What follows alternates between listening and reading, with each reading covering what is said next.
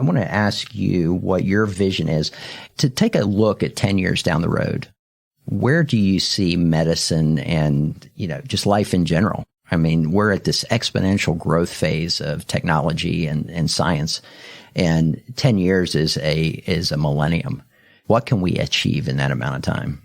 If we think not just about individual technologies, but we think about technological ecosystems that create synergistic capacities across the ecosystem, I think that's a very meaningful thing to think about for the next 10 years. Because we could just talk about robots that do surgery better and individual diagnostic technologies and individual therapeutic technologies, but it's really that entire system's capability that's interesting, right?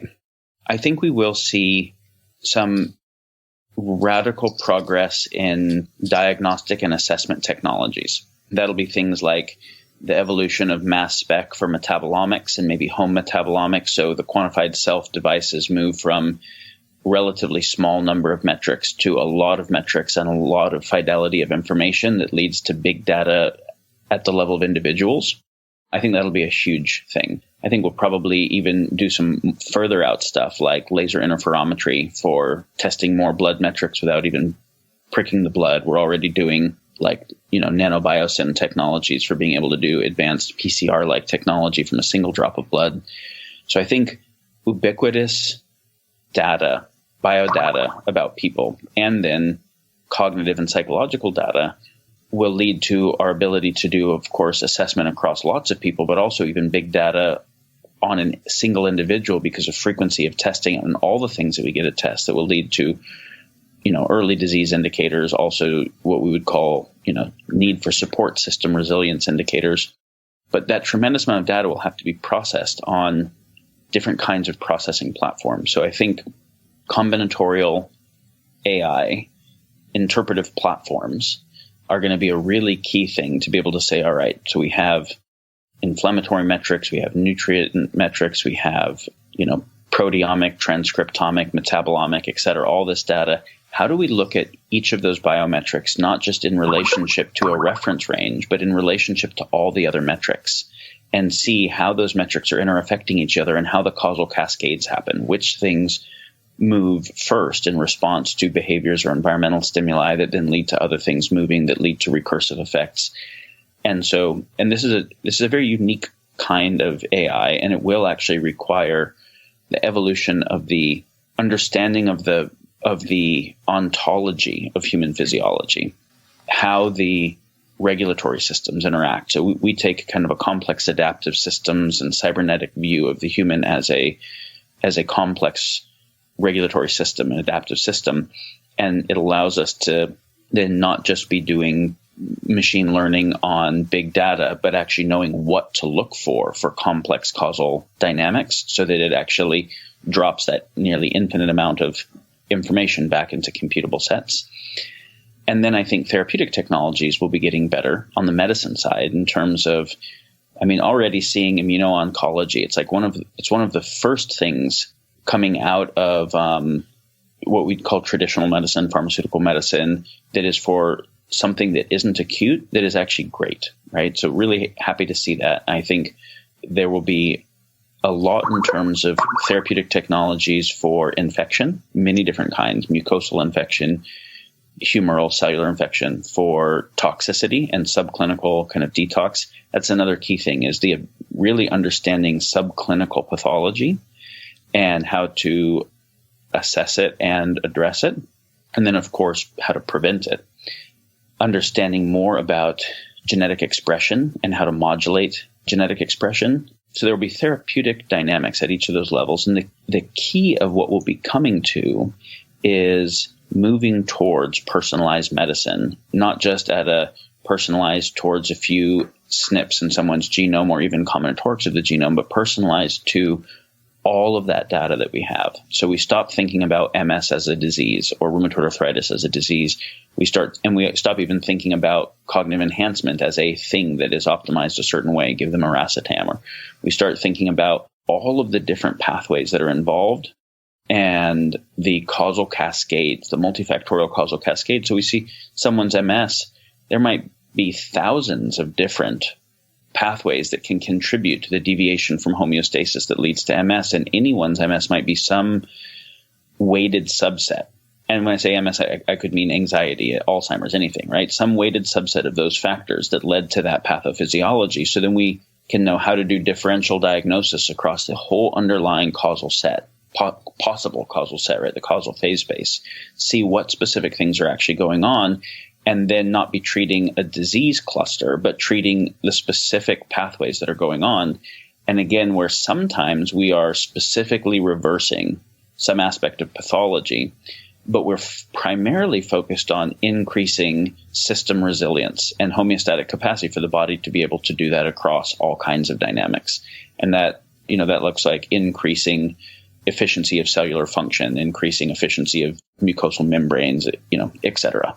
Yeah, I agree with you. And I would even take it a step further. I mean, in 10 years, with what we've got going on right now with CRISPR technology, and, I'm interviewing a lot of the people in the field right now. CRISPR, the nanobots, all of this stuff, I think within 10 years, it absolutely is going to be a bioinformatics field, no doubt about that. But I really do see that we are going to be stepping away from disease models. It's just not going to exist. We're going to take care of cancers. We're going to take care of heart disease before it even comes about. And if it does come about, it'll be something that they can go in, do some editing on the immune system, and create a response that is ideal. We have a tool right now with CRISPR that it's like it's like being given a teleporter and not knowing how it's used or anything like that. We've got a technology that is ahead of our knowledge. And I think once we start to learn how to use this, this technology, you can order CRISPR for your home basement to do lab work in your basement.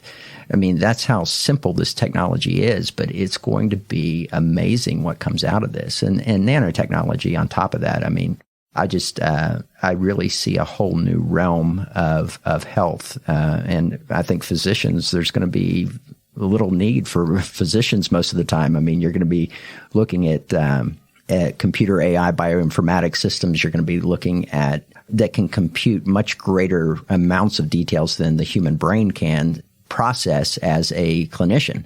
So you're going to have them running the show for these things. And I think it's going to be an exciting time. Yeah. So when we think about exponential technology in medicine, technology that enables more technology of its kind on exponential curves. So we think of nanotechnology, synthetic biology, CRISPR, genome editing, AI, et cetera. One of the interesting things is, of course, you're getting so much more rate of change, right? So much more change per unit time, and continuously so, that we can't have the same adaptive time periods we've had in the past, and our intuitions from the past are less and less adequate. At the same time, our chance of fucking things up increases exponentially too, because any increased power, and we've seen this with all of the major environmental problems that we see in the world, are the application of humans using technology, and even so many of them in the biotech, right, that we're dealing with, the health issues. Technology has increased power, especially if it's not already a self-organizing system, has the ability to have positive and destructive applications, and mostly destructive, not intentionally, but because we just didn't understand the full causal dynamics that were happening. And so with CRISPR, for instance, the reductionist approach of this single nucleotide polymorphism does this thing, so we're going to remove it, from the genome. Let's say we take ApoE4, but then we're starting to get indication of the role of ApoE4 in parasitic immune function. And it doesn't automatically lead to Alzheimer's. It leads to increased predisposition if environmentally triggered in some way. So it's not that I'm not, fascinated by CRISPR. We spend a lot of time with it. But I think that it is critical that we come to understand complex systems dynamics much, much better than we're even currently close to before we think we understand them well enough to edit the self-organizing code itself. And so as we are working towards that, affecting genetic expression through epigenetic switches and through nutrigenomics is awesome. And genome editing requires us increasing our level of understanding tremendously. Well, and I think even when we get to the point of the genome editing, you're still going to be having to deal with this whole biospherical system of the body interacting. I mean, it's the expression of 23,000 genes to make over 1 million proteins. There's a lot going on between the code itself and the outcome. And I think that, the epigenetics is not going to be going away. We may get better at it, but it's still going to be a major network of complex interactions that just basically will come down to, living the lifestyle that promotes the most optimal function of the human being.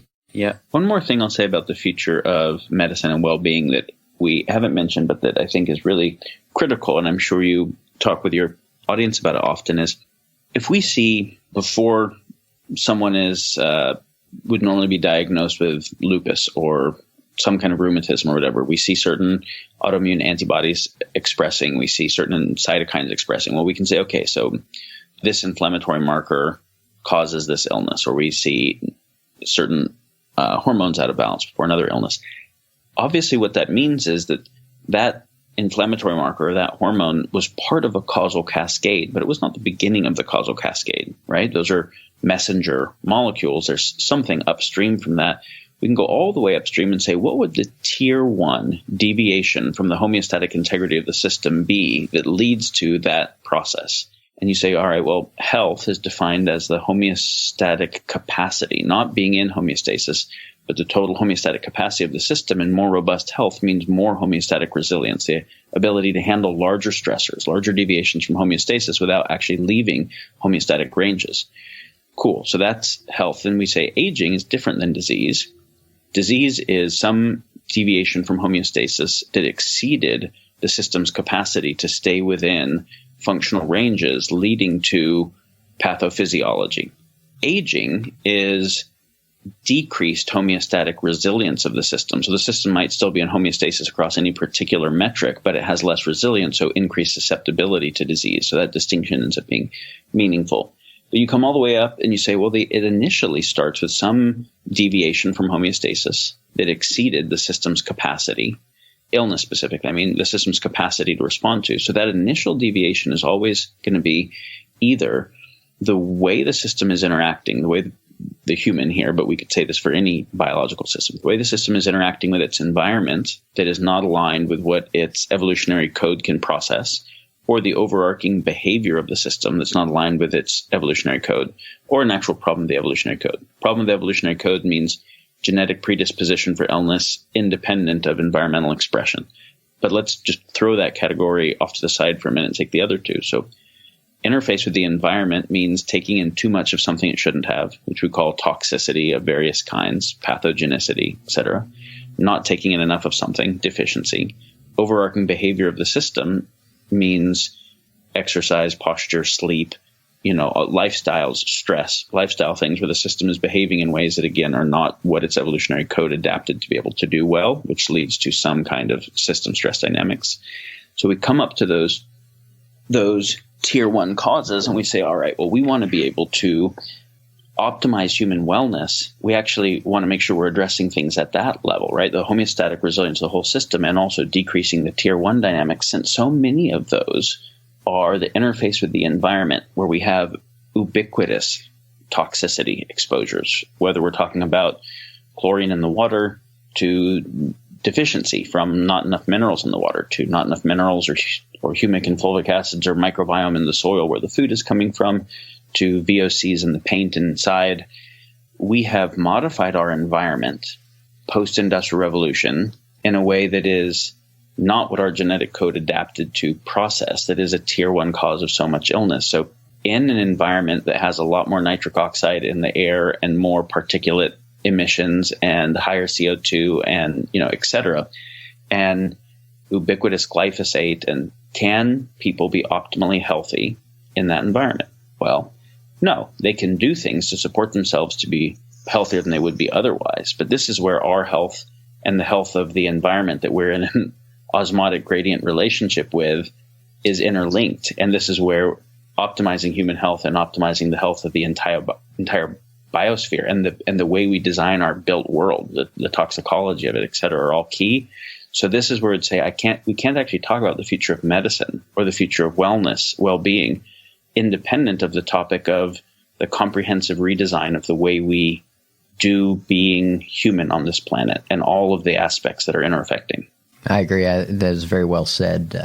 The one area that we may differ in, and I'm not sure what your thought process is on this, but I kind of lean towards the programmed aspect of aging in our genome. We're a small group of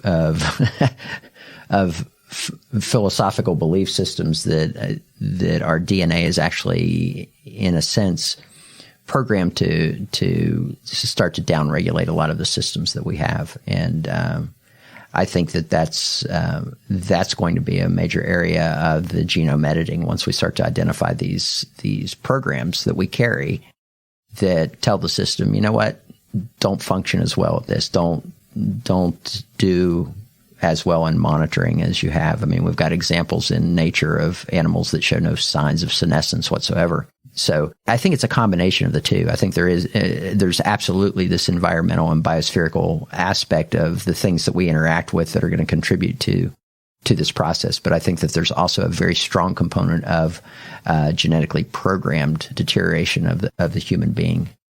This is probably true. If we could have dynamics that were more like lobster or jellyfish in this way, that is obviously very meaningful. And I think, SENS and RAD and those organizations are definitely doing deep dives in what that could be.